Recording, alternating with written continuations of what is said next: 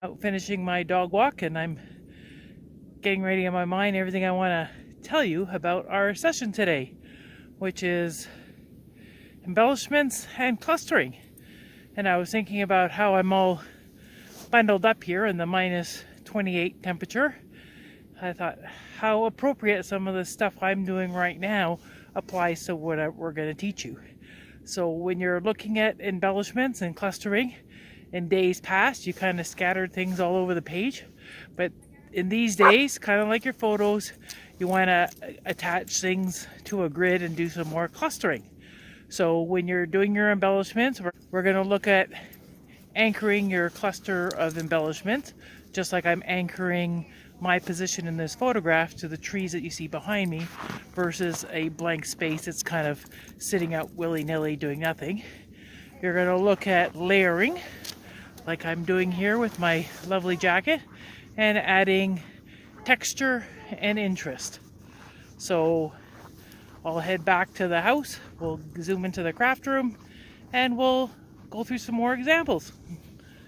We'll see you shortly. Before I go much further in this session, I just want to put out as a reminder to you that your scrapbooks are personal to you, and whatever you do is okay. I'm just following up some principles that seem to be trending today. Back in the day when I first started scrapbooking, they said put your photos down, do your journaling, any space left, throw a sticker or two. So your album pages look like this. I certainly remember this posting as a rule of thumb.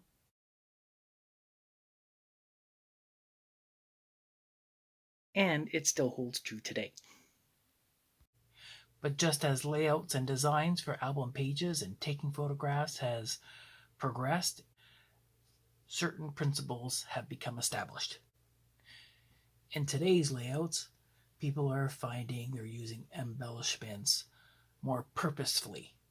They're going to use embellishments to create purpose on a page, add flair, or give you a visual interest. Key principles that I'm going to cover today in terms of using embellishments would be, I wrote them down so I don't forget, is your placement for your embellishments. Where on a layout, using anchors, and using your embellishments as fillers. So that's one key element we're going to cover. The second one is we're going to use our embellishments for texture. So we're going to vary product we're going to use. We're going to add dimension to our pages. We use pop-ups. The third element we're going to cover is your quantity. Our feng shui of rules of embellishments these days, for things to look visually be more appealing, is to have at least 3 elements in your embellishment cluster. So these are the key principles we're going to follow, our PTQ. So whenever you're doing your pages, we're looking at PTQ. General rule for placement of embellishments on a page, just like we're working with rule of thirds on taking a photo and structure on a page, there's 2 ways you can go. If you're working with a single page, your rule of thirds are divide the page in thirds, and these would be your focal points. On a double page spread, again, we're going to have a longer grid for your rules of thirds. Of course, this is your page divider with your 2 pages, and these are tend to be your focal points. That's why you would place a border and add a photo here. So you would use these focal points to work with when you're placing embellishments, and they tend to make more sense on a page. Second way you're going to be using your embellishments is by filling in any corner space. So if I have a photograph here and a photograph here, I can add an embellishment cluster in this space here to bring those 2 together and tie things together as an anchor. So that's our placement. In terms of texture, there's so many things that you can use to put your embellishments down.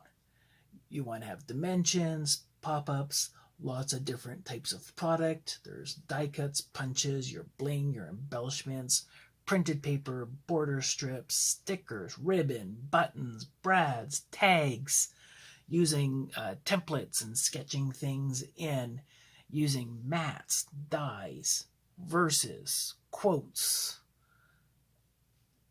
more stencils. Washi tape is a big thing going on now. So lots of possibilities. I'm not going to demonstrate them all, but anything's a go. My albums, I'm just looking for things that are photo safe, acid free, and cover all those principles.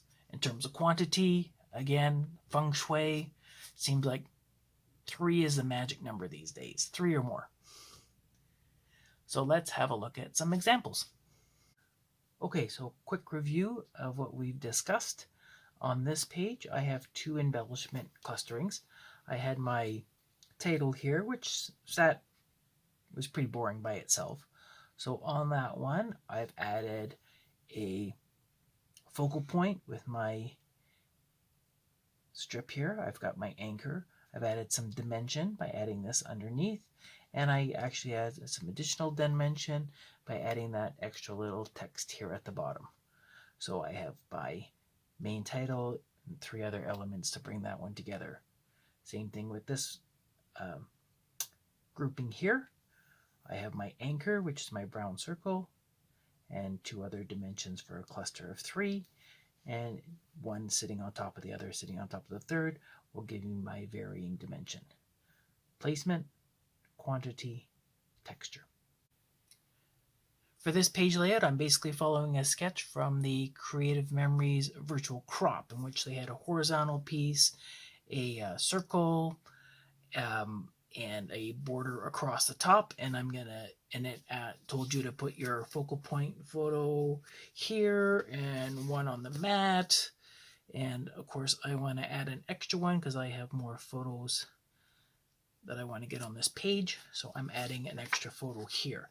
It's also asking for an embellishment cluster up in this side to hit all your focal points. So this one, I'm not going to tie a title together, I'm just doing a visual point of interest. A point I wanted to make with these ones is that if you have patterned paper with Creative Memories, your journal mats that they give you, because the pattern on the mat is smaller than the pattern on the papers, they make perfect embellishment cluster backgrounds. So on this one here, I did cut out a little circle, as the diagram asked for. It asked me to put something up there on a circle to draw that focal point together. And the nice thing with this one is I have this extra mat that I can use to mat an extra photo, and it will still, no one will know that I cut a hole out of the middle. So just great. So on this cluster here, I'm going to try to design a focal point. I've got an anchor.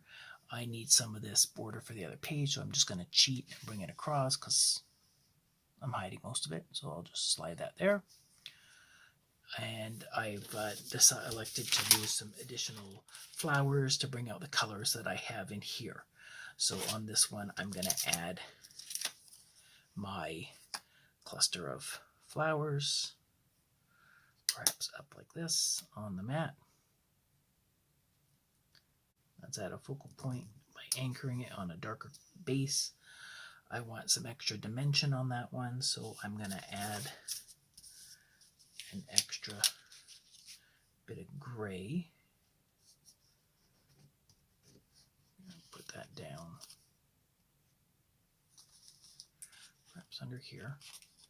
Never put anything down too firm because you always may want to add something else. So that's element number 2. It's giving me some extra layer. I like that. And sticker matte texture here. And I'm going to add a few extra leaves down on this side. Let's use this one and let's pop it up. Give you some more dimension texture.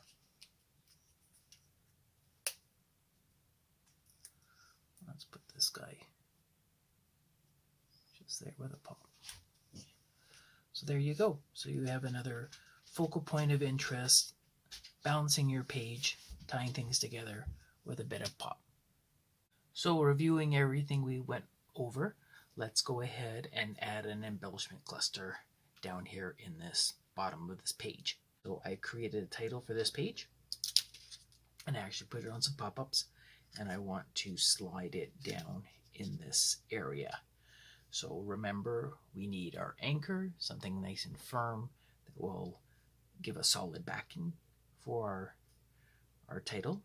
So for this, I trimmed and cut, and I decided to use this little tag. I already have my adhesive on it. So we're just going to look at that placing. So if this is going to sit like so, I want to anchor this underneath to give it a good base. Yes. So in terms of my anchoring, I've got my focal point. In terms of my texturing, I have some texture in through my border here, and I have some focal points with my pier. So I've got 1, 2, 3 elements. I can add a little bit more just to give it some extra pop. And so I took some of my, remember I said you can make some embellishments out of your punches. So this was the little kissing fish border maker punch, and I punched it out as an individual and just snip it to make little faces. So I can add little fish on here. Add this one up here, I think that'd be the best way to go.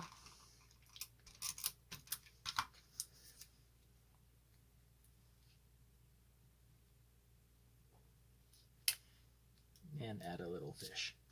So I have my elements in here, 1, 2, 3, and my backdrop is 4 to give me my quantity I need. I've got my texture, quantity, placement. So as I said before, your embellishments can be used for visual flair or to add purpose, tying some elements together, or in this case, I'm using my little embellishment cluster down here to add an anchor tab to my flap that I'm adding to my page. So I have my flap with my anchor. It looked pretty boring on its own. So we've added the border with some texture and a sticker, giving our cluster of 3 items, but my embellishment is also serving a dual purpose. I love using the border maker cartridges to add texture and visual interest to my pages for embellishments. They sit nicely. You can put them on directly on the page. You can stack them, or as a third alternative, you can actually take them and use them as a behind piece. So this one here, rather than punching 2, I'm actually going to save paper again by cutting this one in half.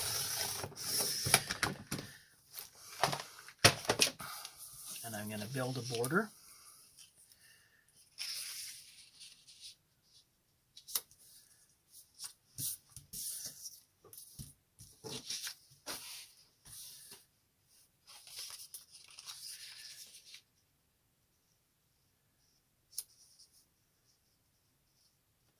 Like so, that you can add a title on or something else, or something as simple as another piece of paper to add your layering and dimension and create another border. Lots of uses for your border maker system. So let's do a little review quiz. Something looks funny with this embellishment cluster. I've got texture with my border maker cartridge. I've got some layering with my strip and my title. What seems to be missing?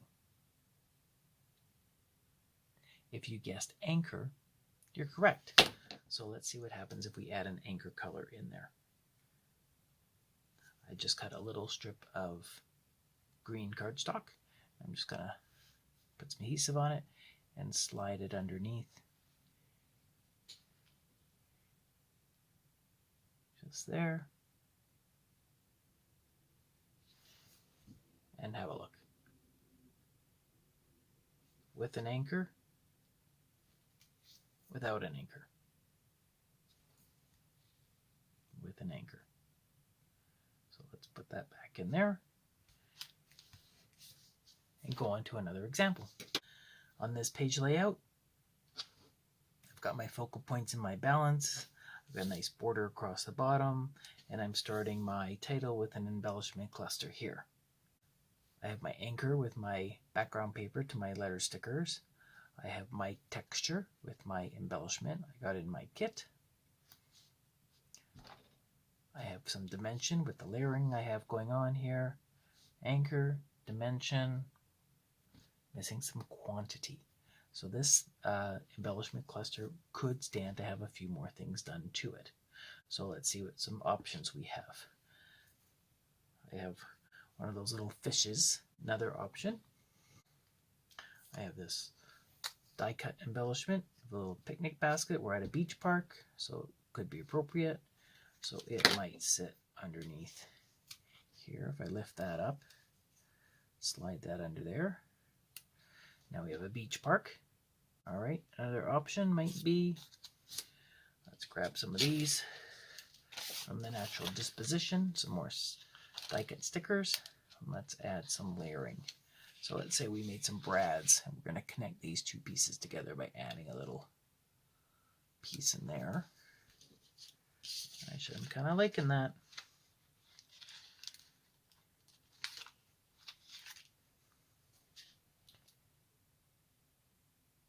And add a piece in here.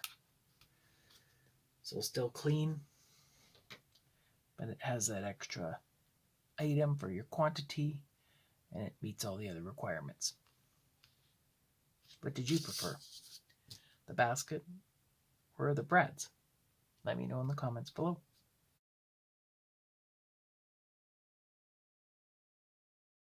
I hope you found this session on embellishments and clustering enlightening, and you'll consider placement, texture, and quantity when you next work on your pages.